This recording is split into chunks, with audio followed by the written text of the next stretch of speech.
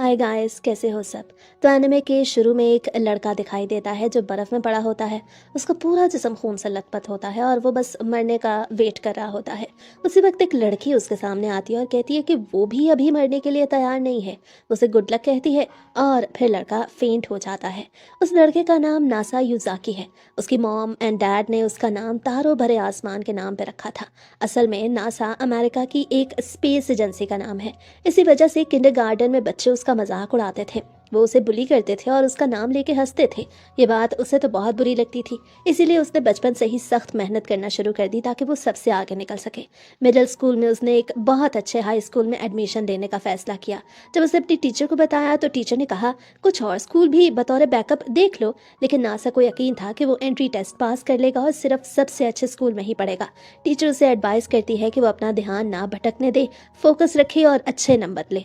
लेकिन उसी रात उसका ध्यान भटक जाता है। वो बर्फ में एक प्यारी सी लड़की को कॉफी पीते हुए देखता है। उसे इतनी अच्छी लगती है कि उसे आवाज देता हुआ सड़क पार करने लगता है, मगर वो सड़क के दोनों तरफ देखना भूल जाता है। और तब एक ट्रक आके उसे टक्कर मार देता है। जब उसे होश आता है तो वो लड़की उसके पास खड़ी होती है। वो बुरी तरह जख्मी होता है। हैरत की बात यह होती है कि लड़की को भी चोट लगी होती है और उसकी बॉडी से भी ब्लीडिंग हो रही है। ट्रक ड्राइवर वहां आ जाता है। लड़की उसे कहती है कि नासा को हॉस्पिटल ले जाओ। ड्राइवर हैरान होता है क्योंकि ऐसा लगता है कि लड़की ने ज्यादातर चोट तो खुद बर्दाश्त की है। अब नासा दोबारा बेहोश होने लगता है लेकिन लड़की वहां से चली जाती है। ड्राइवर मदद के लिए फोन करता है मगर नासा लड़की से मिलने के लिए बेचैन हो जाता है। शदीद जख्मी होने के बावजूद भी वो दोबारा खड़ा होता है। ड्राइवर हैरान हो जाता है मगर नासा कहता है यार वो लड़की बहुत खूबसूरत है, मैं उससे मिलना चाहता हूँ। वो लड़की उसे एक बस स्टैंड पर बैठी मिलती है। लड़की उसे इस हालत में चलते देख के हैरान हो जाती है। नासा अपना इंट्रो कराता है। लड़की उसे अपने पास बिठाती है, उसके फेस से खून साफ करती है और उसे अपना कोट देती है। वो कहती है वो एम्बुलेंस को कॉल करेगी क्योंकि इतनी चोट के बाद वो जल्द ही बेहोश हो जाएगा। नासा घुटनों के बल गिर जाता है लेकिन फिर भी उससे वो बात करना चाहता था। उसे एक शहजादी की कहानी याद दिलाती है जिसे सब लोग चाहते थे, मगर आखिरकार उसे चांद पे वापस जाना पड़ा। नासा उसे बताता है कि शायद वो इस हादसे के बाद जिंदा ना रह सके, इसलिए वो उसका नाम जानना चाहता है ताकि वो उसे कभी भी भूल न सके। अब वो अचानक कहता है कि वो उसे पसंद करने लगा है, बल्कि उससे मोहब्बत करने लगा है और उसके साथ रहना चाहता है। लड़की उसे बताती है कि वो सिर्फ इसी सूरत में साथ रह सकते हैं अगर वो शादी कर ले। नासा फौरन मान जाता है और वहीं खड़े खड़े दोबारा बेहोश हो जाता है। उसे हॉस्पिटल में होश आता है और कुछ अरसा वो व्हील चेयर पर रहता है। आहिस्ता आहिस्ता उसकी स्ट्रेंथ वापस आने लगती है, लेकिन वो लड़की का नाम ना जान पाने और उस इंसिडेंट के बाद दोबारा उसे ना देख सकने की वजह से मायूस होने लगता है। इसीलिए टॉप स्कोर हासिल करने के बावजूद वो किसी एलीट स्कूल में दाखिला नहीं लेता। वो मुख्तलिफ दुकानों पर काम करने लगता है, इस उम्मीद में कि शायद कभी दोबारा उससे मुलाकात हो जाए। मगर वक्त गुजर जाता है और वो कहीं नजर नहीं आती। फिर जिस दिन नासा 18 साल का होता है, उसी रात वो लड़की अचानक उसके दरवाजे पे आ जाती है। वो अपना नाम सुकासा बताती है। नासा उसे देख के हैरान रह जाता है मगर उसके नरम और प्यारे अंदाज को देख के फौरन पिघल भी जाता है। सुकासा अपने साथ शादी का रजिस्ट्रेशन फॉर्म लाती है जैसा कि उसने रात को कहा था। नासा को यकीन नहीं आता कि वो शादी के मामले में इतनी सीरियस है। एक लम्हे के लिए उसे ख्याल आता है कि कहीं ये कोई धोखा तो नहीं, मगर फिर भी वो फौरन फॉर्म पे साइन कर देता है। इसके बाद दोनों बाकायदा तरीके से अपना इंट्रो कराते हैं। सुकासा उसका सरनेम पढ़ के कहती है कि वो लोगों के कैरेक्टर्स को अच्छी तरह परख लेती है और उसे उम्मीद है कि वो अब से उसका अच्छा ख्याल रखेगा। जब वो मैरिज ऑफिस की तरफ जा रहे होते हैं तो नासा को रियलाइज होता है कि सुकासा ने एक बार भी उसके नाम का मजाक नहीं उड़ाया। वो बताती है कि नासा नाम से हजारों साइंसदान और इंजीनियर इंसानियत को चांद तक पहुंचाने का ख्वाब पूरा करने में लगे हुए हैं, इसलिए उसे इस नाम में कोई अजीब बात नहीं लगती, बल्कि वो उसे पसंद भी करती है। ऑफिस में मौजूद आदमी इतने कम उम्र कपल को देख के हैरान हो जाता है, मगर उनकी रजिस्ट्रेशन हो जाती है और गिफ्ट के तौर पर उन्हें एक पौधा भी दे देता है। वापस आते हुए नासा को यकीन ही नहीं आता कि उसकी शादी इतनी खूबसूरत लड़की से हो चुकी है। तब उसे ख्याल आता है कि अब वो दोनों एक ही अपार्टमेंट में रहेंगे। उसे एहसास होता है कि वो शायद इस सब के लिए पूरी तरह तैयार नहीं है। उसे याद आता है कि उसके पास सिर्फ एक सिंगल बेड है। हिसाब लगाने के बाद उसे रियलाइज होता है कि 2 लोग सिमट के भी सोएं तो बेड छोटा पड़ जाएगा। रात काफ़ी हो चुकी होती है, इसलिए नया बेड मंगवाना भी मुमकिन नहीं होता। वो मुख्तलिफ तरीकों से अंदाजे लगाता है कि कैसे वो दोनों इस बेड पे फिट हो सकते हैं। जब उसे पता चलता है कि सुकासा उसे ये सब करते हुए देख रही है तो वो ब्लश करने लगता है। सुकासा अपना सामान दिखाती है और नासा उसके लिए कॉफ़ी बनाता है। सुकासा कहती है कि अब उसके पास जाने के लिए कोई और घर नहीं है, नासा चौंक जाता है कि शादी के बाद वो आज की रात वही गुजारेगी, मगर चूंकि बेड छोटा है, सुकासा कहती है कि वो होटल में रात गुजारने का सोच रही थी। नासा उदास हो जाता है, मगर वो उसे यकीन दिलाती है कि वो उसकी बीवी है और सुबह वापस आ जाएगी। नासा सोचने लगता है कि उससे शादी क्यों की और उनकी पहली मुलाकात कितनी अजीब थी। वो पूछता है कि वो शादी के लिए क्यों मानी, जबकि वो दोनों एक दूसरे को जानते भी नहीं थे। सुकासा जवाब में पूछती है कि वो क्यों मान गया था। नासा कहता है कि वो उससे मोहब्बत करता है। सुकासा कहती है कि वो किसी ऐसे शख्स से शादी नहीं करेगी जिसे वो खुद पसंद ना करती हो। ये कह के वो जाने लगती है, मगर नासा फौरन उसके पीछे आता है और कहता है कि उसे आज की रात वहीं रहना चाहिए। वो किसी न किसी तरह सोने का इंतजाम कर लेगा। दरअसल उसे अंदर से डर होता है कि अगर वो चली गई तो शायद दोबारा वापस ना आए। सुकासा मान जाती है और दोनों मिलकर मैट्रेस और बाकी चीजें ढूंढने लगते हैं। सुकासा हैरान होती है कि नासा को हर किस्म की चीजें और उनके बुनने के तरीकों के बारे में पता है। वो बताता है कि उसकी मेमोरी में ये सभी कुछ सेव है। आहिस्ता से नासा उसका हाथ पकड़ लेता है और अब दोनों शॉपिंग के दौरान हाथ थामे रहते हैं। वापस अपार्टमेंट आके सुकासा को मैट्रेस और तकिया बहुत नरम लगता है। नासा उसकी मासूमियत देख के एक बार फिर से ब्लश करने लगता है। सुकासा बाथरूम ढूंढती है, मगर उसे पता चलता है कि अपार्टमेंट में तो बाथरूम है ही नहीं। नासा बताता है वो अक्सर सुबह बाहर पब्लिक बाथरूम में जाता है। उसे रियलाइज होता है कि उसके पास गेस्ट के लिए बुनियादी सामान भी नहीं है। दोनों दोबारा बाहर जाके सुकासा के सोने के कपड़े और ज़रूरी चीज़ें खरीदते हैं। रात को सुकासा कपड़े बदल के अपने बाल बांध लेती है, जो नासा को बहुत अच्छा लगता है। सुकासा उसे गुड नाइट कह के सो जाती है, मगर नासा पूरी रात जागता रहता है। वो देखता है कि सुकासा नींद में करवट बदलते हुए मैट्रेस से नीचे सिरक गई है। वह आहिस्ता से उसे दोबारा से बिस्तर पर सुला देता है ताकि उसे ठंड ना लगे। एक लम्हे के लिए वो उसे गुड नाइट किस देने के बारे में सोचता है, मगर फिर रुक जाता है और अपने बिस्तर पे वापस चला जाता है।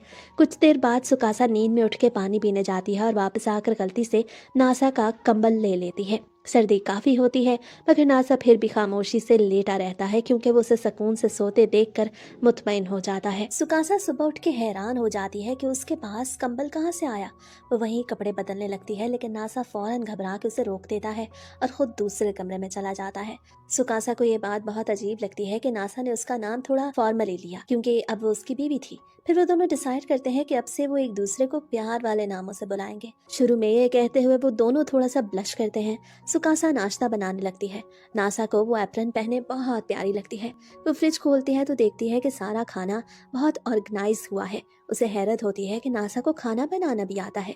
नासा ने तो बहुत न्यूट्रिशियस और अच्छा खाना बनाया था, इसलिए वो रोज उबला हुआ खाना खाता था, क्योंकि उसमें तमाम ज़रूरी न्यूट्रिएंट्स मौजूद होते हैं। सुकासा कहती है खाना बनाना कोई साइंस नहीं है। फिर वो उसके लिए मज़ेदार नाश्ता बनाती है, जो नासा के सादा उबले खाने से कहीं ज़्यादा मज़े का होता है। दरअसल वो बहुत अच्छी शेफ़ थी और अगर उसे सही सामान मिल जाए तो वो कुछ भी बना सकती थी। फिर वो बाथरूम के बारे में पूछती है और दोनों नहाने का फैसला करते हैं। नासा के जहन में फिर थोड़े नॉटी ख्याल आने लगते हैं। वो सुकासा को नहाते हुए देखने को इमेजिन करने लगता है। उसके पास नहाने के लिए सिर्फ एक साबुन की छोटी सी टिक्की और शैम्पू की बोतल होती है, इसलिए वो स्टोर जाके लोशन और दीगर चीज़ें भी लेके आता है। नासा हैरान होता है कि नहाने के लिए इतना सामान इस्तेमाल होता है। वो पब्लिक बाथरूम पहुंचते हैं, जहां ओरिसु गावा नामी लड़की उन्हें वेलकम करती है। वो नासा के साथ एक लड़की को देख के थोड़ा हैरान होती है, क्योंकि उसे लगता था कि नासा को पढ़ाई के अलावा किसी चीज़ में इंटरेस्ट नहीं। नासा सुकासा को बताता है कि वो मिडिल स्कूल में पढ़ती है और ये बाथरूम उसी की फैमिली चलाती है। ओरिसु गावा को रियलाइज होता है कि वो दोनों काफ़ी करीब हैं, इसलिए वो पूछती है कि क्या वो डेट कर रहे हैं। मगर जब उसे मालूम होता है कि वो दोनों तो वेडिंग कर चुके हैं और शादीशुदा हैं, तो वो हैरान रह जाती है। शादी के तोहफे के तौर पे वो उन्हें मुफ्त नहाने देती है। जैसे ही सुकासा नहाने जाती है तो वो नासा को रोक के इस सब के बारे में पूछती है। वो दंग रह जाती है कि नासा ने इतनी खूबसूरत लड़की से पहली ही मुलाकात के बाद शादी कर ली, क्योंकि उसे तो लगता था कि नासा 30 साल तक कंवारा रहेगा। वो मजाक में उसे घूंसा मारती है, क्योंकि सुकासा उसे उम्र में काफ़ी छोटी लगती है। शोर की वजह से लोग उनकी तरफ देखने लगते हैं। तो रिसुगावा पूछती है कि क्या उसने आया को अपनी शादी के बारे में बताया है। नासा कहता है कि अभी तक किसी को नहीं बताया। उसे ये भी कहती है कि उसने शादी को सही तरीके से मनाया भी नहीं और ज़रूरी ट्रेडिशंस भी नहीं की। नासा मिडिल स्कूल की स्टूडेंट होने के बावजूद उसकी समझदारी देख के हैरान होता है और वादा करता है कि वो अपनी बीवी के लिए सबसे अच्छा इंतजाम करेगा। सुकासा ये बात सुन लेती है और सड़क पे इतनी खुली बात सुन के ब्लश करने लगती है। है। नहाते हुए नासा सुकासा के बारे में सोच रहा होता है कि वो रिसुगावा उसे छेड़ने आ जाती है। दूसरी तरफ सुकासा की मुलाकात आया से होती है, जो रिसुगावा की बड़ी बहन है। आया गलती से नहाते हुए सो गई थी। वो सुकासा से सॉरी करती है और उसकी पीठ धोने की ऑफर करती है। सुकासा पहले तो मना कर देती है, मगर आया कहती है कि उनकी फैमिली में ये ट्रेडिशन नस्लों से चली आ रही है और वो इसमें बहुत एक्सपर्ट है। वो सुकासा की नरम स्किन की बहुत तारीफ करती है। तारुफ के दौरान चूंकि सुकासा के पास अब नासा का खानदानी नाम है, यानी वो नासा की बीवी है, तो आया समझती है कि वो उसकी बहन होगी। इधर नासा नहा के उस रात को याद कर रहा होता है जब वो पहली बार सुकासा से मिला था। सुकासा उसे कॉफी देती है। जाते वक्त आया नासा से पूछती है कि क्या सुकासा उसकी फैमिली मेंबर है। नासा इस मिसअंडरस्टैंडिंग को दूर करने के लिए हाँ कह देता है। आया बताती है कि वो नासा को इसलिए जानती है क्योंकि जब उनके दादा का इंतकाल हुआ तो उनके डैड एक आइडियल के साथ भाग गए थे। तब नासा ने अपनी एक्सपर्टीज से उनके पब्लिक बाथरूम की हालत ही बदल दी थी। घर जाते हुए सुकासा नासा से पूछती है कि क्या आया उसे प्यारी लगती है। नासा कहता है कि वो ना सिर्फ प्यारी है बल्कि मिडिल स्कूल से ही दिन ब दिन मजीद प्यारी होती जा रही है। ये सुन के सुकासा को हल्की सी जेलसी फील होती है, मगर नासा समझता है कि उसका मूड शायद पास में होने वाली किसी शादी की वजह से खराब हुआ है। सुकासा भी गलत समझ बैठती है और नासा को लगने लगता है कि उसे धूमधाम से शादी करनी चाहिए थी और उसे खूबसूरत ड्रेस भी पहनाना चाहिए था। वो अपार्टमेंट की चाबी दे के कुछ इंतजाम करने निकल जाता है। उसके जाने के बाद सुकासा को घर में तन्हाई महसूस होती है। वो सोचती है कि नासा कब वापस आएगा और फैसला करती है कि उसके आने से पहले घर साफ कर दे, मगर घर पहले ही चमक रहा होता है। उसे डर भी होता है कि कहीं सफाई करते हुए उसे कोई अजीब किताब न मिल जाए। वो सफाई छोड़ के अच्छा सा खाना बनाने का सोचती है। अचानक दरवाजे की घंटी बजती है। चितोसे नामी लड़की को देख के सुकासा हैरान हो जाती है। चितोसे उसके छोटे अपार्टमेंट का मजाक उड़ाती है तो सुकासा उसके मुंह पे ही दरवाजा बंद कर देती है। असल में चितोसे उसे वापस ले जाने आई थी, क्योंकि सुकासा पहले उसके साथ ही रहती थी और अचानक फिर गायब हो गई थी। चितोसे बहुत पास आने लगती है तो सुकासा उसे कहती है कि जाके अपनी दादी को इस शादी के बारे में बता दो। ये सुन के चितोसे को शौक होता है और वो सीढ़ियों पे बैठ के रोने लगती है। नासा उसे रोते देख के तसल्ली देने की कोशिश करता है। वो बताती है कि उसकी फैमिली मेंबर उन्हें छोड़ के चली गई है। दरअसल चितोसे नहीं जानती थी कि सुकासा ने असल में नासा से ही शादी कर ली है और वो नासा को एक स्ट्रेंजर समझ के अपनी कहानी सुना रही थी। इसी दौरान वहां सुकासा आ जाती है और चितोसे को पता चल जाता है कि नासा उसका शौहर है। ये सुन के वो गुस्से से भर जाती है। नासा अपना इंट्रोडक्शन करा के उसे बातों से सही करने की कोशिश करता है, मगर चितोसे को लगता है कि सुकासा को नासा से शादी नहीं करनी चाहिए थी। वो अपने गार्ड्स को बुला के नासा को किडनैप करवा लेती है और उसे अपने बेंगलोर ले जाती है। वहाँ वो झूठा इल्जाम लगा के उन दोनों के दरमियान डाइवोर्स करने की प्लानिंग करने लगती है। वो अपनी मेड्स शार्लेट और आरा को बुलाती है और कहती है कि कुछ ऐसा करो कि सुकासा नासा से नफरत करने लगे। मगर नासा तो मौका पा के वहां से भाग निकलता है और बैंगलोर में घूमने लगता है। एक कमरे में उसे शीशे के डिब्बे में बंद एक स्टोन दिखाई देता है, जिसे देख के उसे वही चांद याद आ जाता है। उसे लगता है शायद ये चांद का टुकड़ा हो जो आमतौर पे म्यूजियम्स में रखा जाता है। उसी वक्त शार्लेट अपनी स्वर्ड लेके आती है और नासा को खत्म करने की कोशिश करती है, मगर नासा फौरन ही उस मिरर को टूटने से बचा लेता है।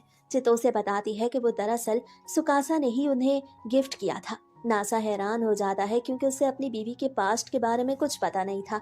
चितोसे को वो वक्त याद आता है जब बचपन में सुकासा ने उसकी जान बचाई थी। दरअसल वो गुस्से में इसलिए थी क्योंकि वो खुद सुकासा से शादी करना चाहती थी। प्लानिंग के मुताबिक शार्लेट नासा को अपने सीने से लगा लेती है। बाद में दूसरी मेड उसकी पिक्चर को इस तरह एडिट करती है कि यूं लगता है जैसे वो सुकासा को चीट कर रहा हो। वो पिक्चर इतनी असली दिखती है कि देखने वाला धोखे में आ जाए। वो पिक्चर देख के नासा हैरान रह जाता है। इतने में सुकासा वहां पहुंचती है और उस पिक्चर को देख के गुस्से में आ जाती है, मगर फौरन समझ जाती है कि इस पिक्चर को एडिट किया गया है। इसके बावजूद चितोसे उसे नासा को डाइवोर्स देने का मशवरा देती है। सुकासा नासा को अलग बात करने के लिए बुलाती है, लेकिन हकीकत में उसे वो वहां से निकालने में मदद कर रही होती है। नासा तस्वीर के मामले पे माफी मांगता है, मगर सुकासा असल में नाराज नहीं होती, क्योंकि अगर पिक्चर सच होती तो शायद वो जिंदा न रहता। फिर वो दीवार में छुपा एक दरवाजा खोलती है और दोनों चितोसे और मेड से बच के वहां से निकल जाते हैं। नासा कंफ्यूज होता है क्योंकि वो सुकासा के पास्ट के बारे में कुछ नहीं जानता, लेकिन उसे रियलाइज होता है कि अब पास्ट की अहमियत ही नहीं। जब तक वो दोनों साथ हैं सब ठीक है। एक टनल से निकल के वो दोनों एक पुराने चर्च में जाते हैं। सुकासा बताती है कि बेंगलोर और चर्च रेस्टोरेशन एरा में बनाए गए थे। चर्च दिखाते हुए वो बहुत एक्साइटेड होती है। तभी नासा एक सेक्रीफाइस की जाने वाली जगह पे खड़े होके उसे पूरी तरह प्रपोज कर देता है और दोनों एक दूसरे को किस कर लेते हैं। घर वापस आके सुकासा को स्पेस जुसुडो नामी एक फिल्म देखने का दिल चाहता है, मगर जब उसे पता चलता है कि नासा के पास टीवी ही नहीं तो वो हैरान रह जाती है। उसे रियलाइज होता है कि नासा ने अब तक फिल्मों की दुनिया से खुद को दूर रखा है। उसे खुद को फिल्म्स बहुत पसंद है। वो चाहती है कि नासा भी फिल्म्स देखना शुरू करे ताकि वो दोनों साथ वक्त गुजार सकें।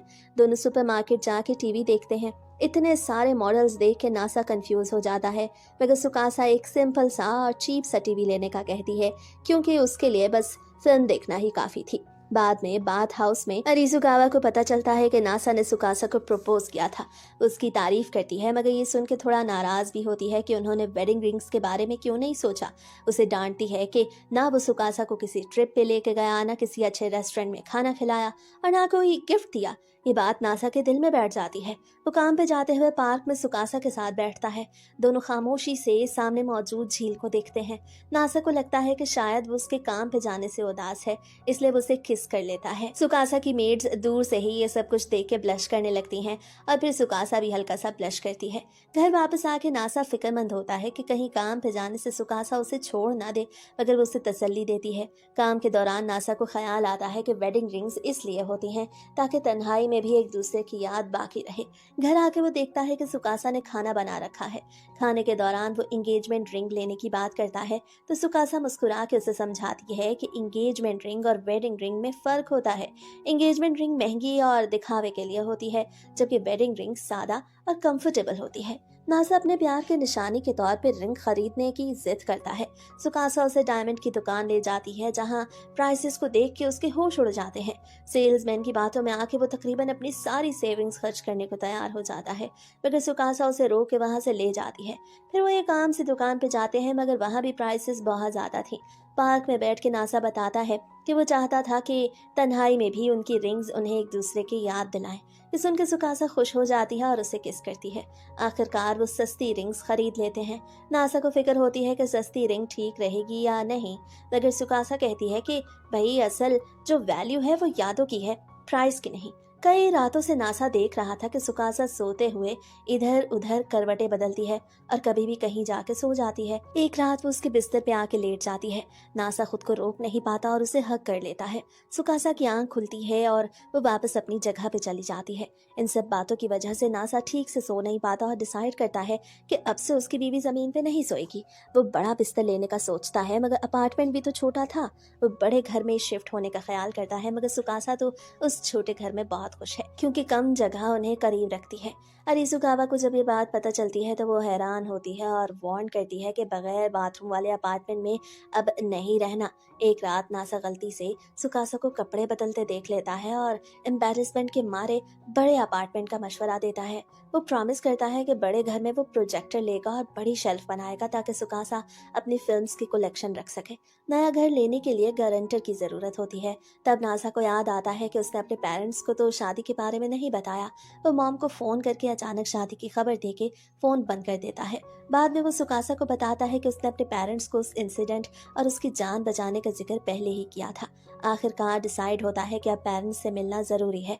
नासा थोड़ा परेशान होता है, मगर उसी वक्त उसकी मॉम का मैसेज आता है कि वो जानती हैं कि वो नया अपार्टमेंट लेने के लिए ही उन्हें फोन कर रहा है। वो गारंटर बनने के बदले सुकासा को साथ लेके मिलने आने का कहती हैं। उनके पेरेंट्स सिटी से काफी दूर रहते थे और यूं एक नया मिशन स्टार्ट हो जाता है। नासा के पेरेंट्स सिटी से काफ़ी दूर रहते थे, इसलिए नासा ने ये डिसाइड किया कि इस ट्रिप के दौरान सुकासा के साथ वो हनीमून भी मना लेगा।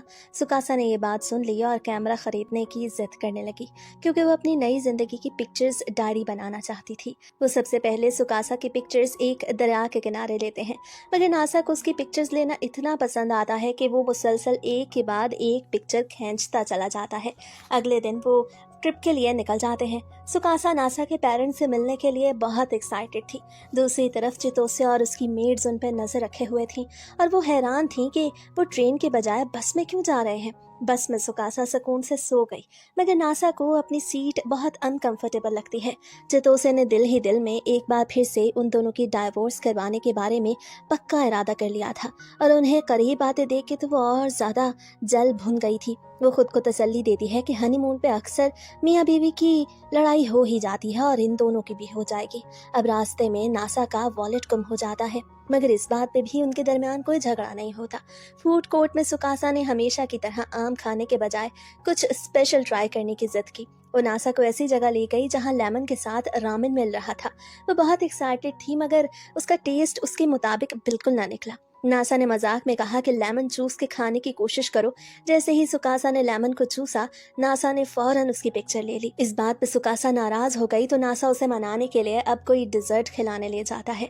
मेलन ब्रेड का एक निवाला लेते ही सुकासा का मूड बदल जाता है। चितोसे ये देख के और ज्यादा गुस्से में आ जाती है कि लड़ाई के बावजूद ये दोनों फिर से खुश हो गए। वो सामने आ जाती है, मगर उसी वक्त कुछ न्यूज रिपोर्टर्स भी वहां पहुंच जाते हैं और सुकासा नासा को लेकर निकल जाती है। बाद में उसने अंदाजा लगाया कि चितोसे अब भी उनका पीछा कर रही होगी। चितोसे के पास एक बहुत स्पीडी गाड़ी थी, मगर उसकी मेड्स एक डाइनर में रुक के खाना खाने लगती हैं। वो क्योटो पहुंचते हैं। नासा सिटी को घूमने के लिए बहुत एक्साइटेड था, मगर सुकासा को पहले बेकरी जाना था। नासा ने उसे रैप कर समझाने की कोशिश की कि क्योटो में कितनी फेमस टेम्पल्स और श्राइन्स हैं। सुकासा को हिस्टोरिकल प्लेसेस में कुछ ज्यादा इंटरेस्ट नहीं था, मगर नासा की खुशी के लिए वो मान जाती है। अब जब वो वहाँ का ट्रेडिशनल किमोनो पहन के रेडी होती है तो चितोसे एक बार फिर आ जाती है।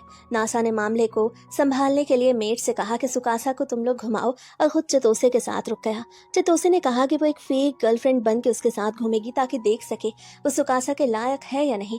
दूसरी तरफ रेस्टोरेंट में शार्लेट सुकासा से नासा के बारे में क्वेश्चंस करती रहती है, और सुकासा बताती है कि नासा बहुत काइंड हार्टेड और अच्छा इंसान है। नासा ने चितोसे को अपना कंप्लीट टूर प्लान दिखाया और एक फेमस डेमो शॉप भी ले जाता है, जहां उसने पूछा कि वो सुकासा को इतना क्यों चाहता है, तो नासा ब्लश करके बताता है कि वो मुझे बहुत प्यारी लगती है। वो ये भी बताता है कि 2 साल पहले सुकासा ने उसे ट्रक से टकराने से बचाया था, और तब से उसे यकीन हो गया कि उसकी किस्मत उसके साथ जुड़ी है। आखिर में वो अपनी डेस्टिनेशन की तरफ रवाना होते हैं। रास्ते में नासा बताता है कि वो टोक्यो में पैदा हुआ, मगर उसके पेरेंट्स को अपनी जॉब की वजह से नारा सिटी में शिफ्ट होना पड़ा। वो सुकासा को दुनिया की सबसे प्यारी लड़की कह के इंट्रोड्यूस कराना चाहता था, मगर वो शर्मा जाती है। घर पहुंचने पे नासा की मॉम दरवाजे के पीछे से उन्हें देख लेती है और घबराहट में अपना नाम भी गलत बताती है। उसके फादर एनशी इतने नर्वस थे कि सुबह से अपनी जगह से न हिले थे। कुछ देर बाद एनशी ने नासा को नहाने भेज दिया ताकि वो सुकासा से अकेले बात कर सके। बाद में सुकासा ने बताया कि उनकी बातचीत बहुत अच्छी रही, मगर ज़्यादा डिटेल्स ना बताएं। सोने से पहले नासा की मॉम ने याद दिलाया कि दीवारें साउंड प्रूफ नहीं है, जिस पे नासा घबरा जाता है। रात को नासा ने सुकासा के हाथ पे सर रख के सोने की रिक्वेस्ट की। खुशी के बावजूद उसका हाथ थोड़ा नम हो जाता है, मगर सुकासा ने स्माइल करके उसे गुड नाइट किस दी।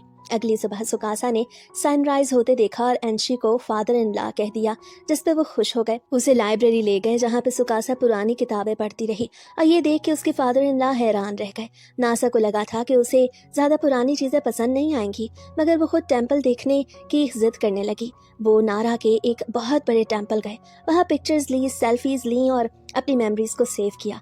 वापसी पे वो टोक्यो पहुंचे तो देखा कि उनका अपार्टमेंट जल के राख हो चुका है। सुकासा का सामान चूंकि सूटकेस में था, इसलिए वो बच गया था, मगर नासा बेचारे का तो सब कुछ जल गया। सिर्फ उनकी शादी की निशानी, वो एक छोटा बोनसाई दरख्त महफूज रहा। खुशकिस्मती से नासा ने इंश्योरेंस करवा रखी थी और अपना काम ऑनलाइन महफूज कर रखा था।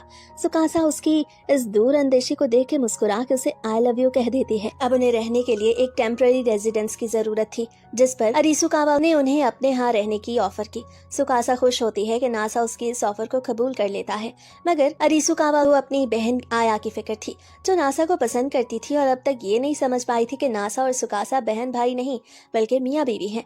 आया को जब नासा के वहाँ रहने का बताया गया तो वो घबरा गई, मगर वो कुछ न बोली। नासा के करीब आने पे भी वो उसकी अंगूठी ना देख सकी। अब कहानी एक नए मोड़ की तरफ बढ़ रही थी। आया को कुछ कुछ समझ आने लगी थी, लेकिन फिर भी उसे पूरी तरह समझ नहीं आ रही थी। लेकिन तभी उसकी मम्मी वहाँ आ जाती हैं और सीधा आया को बता देती हैं कि नासा की शादी हो चुकी है। ये सुन के आया का ख्वाब अचानक टूट जाता है क्योंकि उसे बचपन से नासा बहुत पसंद था। अरिसुकावा उसे बताती है कि ऐसा सिर्फ इसलिए हुआ क्योंकि वो हमेशा उसे बताने से डरती रही। ये सुन के आया को बहुत अच्छा लगता है और वो नासा को बहुत अच्छी नज़र से देखने लगती है। उसे उसकी शादी की मुबारकबाद देती है और अपने एक स्ट्रीमर बनने के ख्वाब को पूरा करने का फैसला कर लेती है। कुछ दिनों बाद सुकासा नासा को बताती है कि उनके पास साफ कपड़े कम हो रहे हैं। जब नासा उन्हें लॉन्ड्री ले जाने को कहता है तो सुकासा शर्माती है और कहती है कि अगर नासा उसके अंडरगारमेंट्स ले जाएगा तो उसे शर्म आएगी। वो ट्रिप पे अपने तमाम गंदे कपड़े धोने के लिए बाहर निकालती है, मगर अब नासा को तो कुछ नौटी ख्याल आने लगते हैं। वो सुकासा के कपड़े सूंघने लगता है, लेकिन ये सब करते हुए अरिसुकावा उसे देख लेती है और कहती है कि अब तो वो यहाँ रहेगा और आगे भी नासा को ऐसी हरकतें करते देख के उसे और ज्यादा मजा आएगा। नासा और सुकासा लॉन्ड्री जाते हैं और सुकासा उसे कपड़े धोने का सही तरीका बताती है क्योंकि नासा को अच्छे से कपड़े धोना नहीं आता था। बाद में वो नासा को बताती है कि उसके तमाम कपड़े गंदे हो गए थे, इसलिए वो सिर्फ ट्रैक सूट पहने हुए है और अंदर कुछ नहीं पहना। तब नासा उसे इस तरह शर्माते हुए पिक्चर लेता है क्योंकि ऐसे मौके बार बार नहीं आते। अरिसुकावा नासा को ऑर्डर करती है कि उसे सुकासा के लिए कपड़े लेने जाना चाहिए और अगर वो ऐसा नहीं करेगा तो उसे पनिशमेंट मिलेगी। सुकासा को लगता है कि शॉपिंग करने की इतनी ज़रूरत नहीं है, लेकिन नासा इस बात पर जोर देता है कि उनके ज़्यादातर कपड़े अपार्टमेंट के साथ चल गए थे और मजीद ये कि उसे सुकासा को बहुत सारे ड्रेसेस में देखने का बहुत दिल कर रहा है। वो एक मार्केट जाते हैं जहां नासा को एक ड्रेस बहुत ज़्यादा पसंद आता है, लेकिन वो बहुत छोटा था, इसलिए वो सुकासा की हेल्प करता है कि वो कोई दूसरा ड्रेस सेलेक्ट कर सके। बाद में सुकासा नासा के साथ उसके अंडरगारमेंट्स भी खरीदने जाती है जहां वो उसका हाथ पकड़ लेती है ताकि उसे अनकंफर्टेबल ना फील हो। मगर नासा की नौटी शक्ल देखने के बाद वो फैसला करती है कि उसे अपनी शॉपिंग खुद करनी चाहिए। वो शॉपिंग को कंप्लीट करते हैं और नासा घबराते हुए पूछता है कि क्या एक दिन वो उसे एक प्यारा सा अंडरगारमेंट पहने हुए देख सकता है, लेकिन ये बात करते हुए वो इतना ज्यादा शर्माता है कि फिर फौरन ही इस टॉपिक को चेंज कर देता है। उन्हें मालूम होता है कि गेस्ट की तरह रहने में तो मजा बहुत आ रहा है, लेकिन नासा के हिसाब से वो काफी पुराना फैशन था, इसलिए वो जल्द ही वहां से शिफ्ट होने का प्लान बनाता है। सुकासा डिनर रेडी करती है। वो नासा की पसंदीदा डिश बनाती है। उसका पोर्क और सॉस बहुत मजे का था। सुकासा बताती है कि लोग इसे सूप क्वीन के नाम से भी जानते हैं। नासा की ख्वाहिश थी कि वो पूरी जिंदगी उसके हाथों का बना हुआ मजेदार खाना खाए। तब अरिसुकावा उनके लिए मेलन ले आती है। नासा सुकासा को बहुत ज्यादा पसंद आता है वो, और वो फैसला करता है कि किसी दिन वो भी इसी तरह अरिसुकावा की होस्टिंग करेंगे। नासा सुकासा को खिलाने के लिए अरिसुकावा के हाथ से फॉर्क आगे बढ़ाता है, लेकिन ये देख के सुकासा शर्मा जाती है, जिसपे नासा कहता है कि इससे आगे तो तुम्हें और ज्यादा शर्माना होगा क्योंकि अब तो मैं कुछ और भी करने वाला हूँ। अगले दिन नासा का पुराना लैंडलॉर्ड उसे कॉल करता है और पूछता है कि क्या वो उनके नए अपार्टमेंट को देखना चाहेगा। जब ये सब अरिसुकावा को पता चलता है कि नासा और सुकासा बहुत जल्द वहां से जाने वाले हैं तो वो थोड़ा सैड हो जाती है क्योंकि उसे उनकी प्यारी हरकतें देखने में बहुत मजा आ रहा था। लैंडलॉर्ड को वो दोनों पसंद भी थे, इसलिए वो उन्हें पुराने वाली कीमत पे अपार्टमेंट देने की ऑफर करता है। जब वो अपने नए अपार्टमेंट को देखने जाते हैं तो वहाँ एक बहुत बड़ी और खूबसूरत बिल्डिंग को देख के हैरान रह जाते हैं। वो एक दूसरे का हाथ पकड़ते हैं और अपार्टमेंट की चमक दमक देख के हैरान होते हैं। उन्हें उस हाई राइज अपार्टमेंट में एक शानदार बाथरूम मिलता है जहाँ सुकासा सर्दियों में आराम से नहाने के बारे में सोचने लगती है। नासा उस बाथरूम में उसके साथ नॉटी होने के बारे में सोच के कुछ ज्यादा ही खुश होने लगता है। वो उस बड़े बेड को भी देखते हैं जो उनके पुराने अपार्टमेंट से बहुत बड़ा था। कुछ देर बाद नासा को मैसेज आता है कि गलती से उन्हें गलत लोकेशन भेज दी गई थी और उनका अपार्टमेंट तकरीबन पुराने वाले जैसा ही है। नासा को पूरी उम्मीद थी कि वो मेहनत करके एक दिन इसी तरह की एक जगह खरीद लेगा, लेकिन सुकासा को लगता है कि वो जहाँ भी रहेंगे खुश रहेंगे क्योंकि वो वहाँ अपना घर बना लेगी। अगली सुबह सुकासा अरिसुकावा को ऑफर करती है कि वो उसकी मदद करना चाहती है, लेकिन अरिसुकावा मना कर देती है क्योंकि वो उसके गेस्ट थे। सुकासा इसरार करती है क्योंकि बावजूद ये कि उनकी फैमिली ने उन्हें रहने की जगह दी है, फिर भी उसे वहाँ किसी काम में मदद न करने की वजह से बहुत अनकंफर्टेबल फील हो रहा है। इस उनके अरिसुकावा उसे मदद करने देती है। सुकासा को पता चलता है कि ज्यादातर काम नासा की बनाई हुई मशीनों की वजह से ऑटोमेटिकली हो जाता है। वो सुकासा को मुश्किल जगहों की सफाई करने को कहती है। कुछ ही देर में सुकासा बगैर एक भी दाग छोड़े पूरे बाथ हाउस को चमका देती है। जब वो लोग गर्म पानी के लिए भट्टी जला देते हैं तब अरिसुकावा सुकासा को नासा की जान बचाने के लिए थैंक्स कहती है क्योंकि वो नासा की बहुत इज्जत करती है और उसने उनकी फैमिली की बहुत मदद भी की है। सुकासा को भी बहुत खुशी होती है कि जिसकी जान उसने बचाई उसी से उसे मोहब्बत हो गई। कुछ देर बाद अरिसुकावा स्कूल चली जाती है। सुकासा नासा से उसकी फेवरेट डिश के बारे में पूछती है। वो उबला हुआ खाना नहीं जिसे उसे पूरी न्यूट्रिएंट्स मिले, बल्कि कुछ और जो उसे बहुत अच्छा लगता हो। नासा उसे बताता है कि उसे सबसे ज्यादा करी पसंद है। सुकासा सुपरमार्केट जाके करी बनाने की तमाम चीजें लेने का फैसला करती है और नासा भी उसके साथ आ जाता है। रास्ते में उन्हें अरिसुकावा की मम्मी मिलती हैं, जो नासा को अपने पास बुला लेती हैं और सुकासा को पड़ोसी पार्क में ले जाके कुछ अजीब अजीब चीजें करने को कहती हैं, ताकि उनकी शादीशुदा जिंदगी में थोड़ा सा तड़का लग जाए। नासा को सब कुछ समझ आ जाता है, लेकिन मासूम सुकासा कुछ नहीं समझ पाती, इसलिए वो चुपचाप उसे वहां से ले जाता है। शॉपिंग करके वापस आते वक्त नासा कहता है कि शुक्र है हम दोनों बड़े हैं, वरना हमारे पेरेंट्स अभी तक हमारा घर पे वेट कर रहे होते। वो टहलते हुए एक छोटे से पार्क में आ जाते हैं जहाँ कोई नहीं था। सुकासा उसे छेड़ते हुए कहती है कि अरिसुकावा की मम्मी के सामने तो उसने पार्क ले जाने से मना कर दिया था। अब नासा उसे बताता है कि वो उसे चूमने का प्लान बना रहा है और कुछ नहीं। सुकासा आगे आके पीछे हट जाती है और कहती है कि उसने आज रात गार्लिक ब्रेड खाया था, जिससे सुन के नासा थोड़ा टूट जाता है। सुकासा एडमिट करती है कि ये पार्क वाकई बहुत पुरसकून है और उसे वहां रह के ऐसा महसूस हो रहा है कि वो इस पूरी दुनिया में अकेली है। अचानक नासा उसे पीछे से हक कर लेता है और कहता है कि तुम बहुत अच्छी हो। सुकासा भी कहती है कि उसे ये हक करना बहुत अच्छा लग रहा है। अगले दिन चितोसे को पता चलता है कि नासा और सुकासा का अपार्टमेंट जल चुका है, इसीलिए वो सुकासा से पूछती है कि वो कहाँ रहेंगे। चितोसे ये जान के सदमे में आ जाती है जब उसे पता चलता है कि वो सामने वाले प्लेग्राउंड में रहने लगे हैं। वो उनका घर देखने के लिए अंदर जाती है, तब मौका मिलते ही सुकासा वहां से भाग निकलती है। इसी दौरान नासा कमरे में पुराने सामान को ऑर्गेनाइज करके वहां कुछ ढूंढ रहा होता है। तब उसे एक डिश की ट्रे दिखाई देती है। अब वो उस डिश को बनाने का फैसला करता है। वो अरिसुकावा और आया को भी इनवाइट करता है, लेकिन अरिसुकावा नासा को बताती है कि आया अभी सुकासा के सामने आने से थोड़ा सा हिचकिचाती है। अचानक चितोसे सुकासा का पीछा करते हुए वहां आ जाती है और सुकासा मजाक करते हुए कहती है कि इस बाथ हाउस की जमीन पे उसका ठिकाना है। तभी वहां नासा आता है और बताता है कि उन्होंने बाथ हाउस में कमरा किराए पे लिया है। चितोसे को बाथ हाउस तो बहुत पसंद आता है, लेकिन फिर भी चितोसे पूछती है कि वो बेंगलोर में क्यों नहीं है, जिस पर सुकासा कहती है कि उसके पास प्ले स्टेशन ही नहीं है।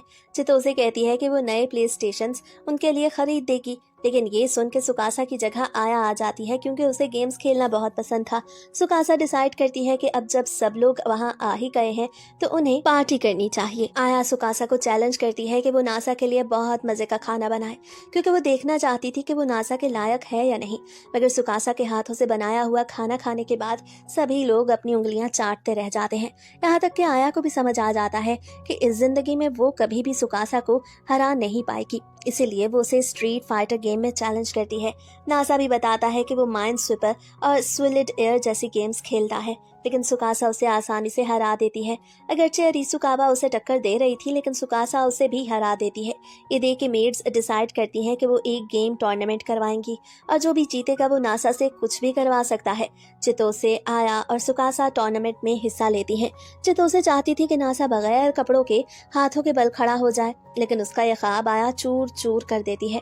चितोसे दोबारा उसे स्ट्रीट फाइटर में चैलेंज करती है, लेकिन यहाँ भी आया उसे बुरी तरह हरा देती है। सुकासा भी फॉर्म में आ जाती है और उसके साथ खेलती है, लेकिन आया उसे भी हरा देती है। सुकासा उसे कहती है कि इस गेम में उसका हाथ अभी मुकम्मल तौर पर तैयार नहीं हुआ, इसीलिए वो आया को स्ट्रीट फाइटर के सबसे पहले वर्जन में चैलेंज करती है, क्योंकि आया को कंट्रोलर यूज करना नहीं आता था।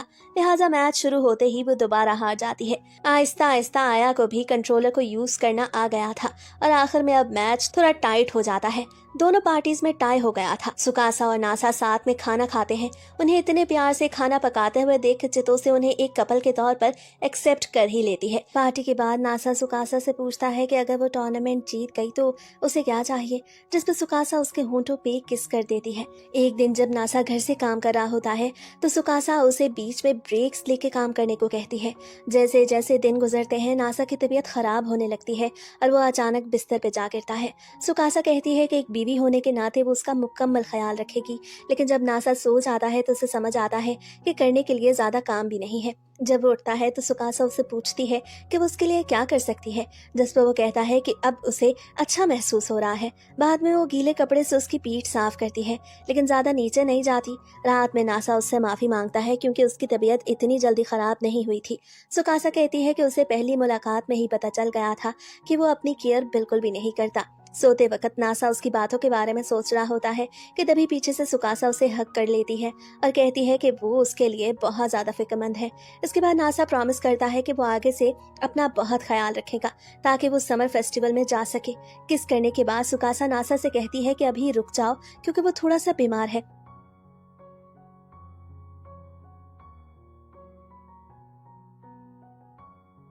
वो फेस्टिवल के लिए तैयार हो जाते हैं और नासा सुकासा की योगाता में बहुत सारी पिक्चर्स लेता है।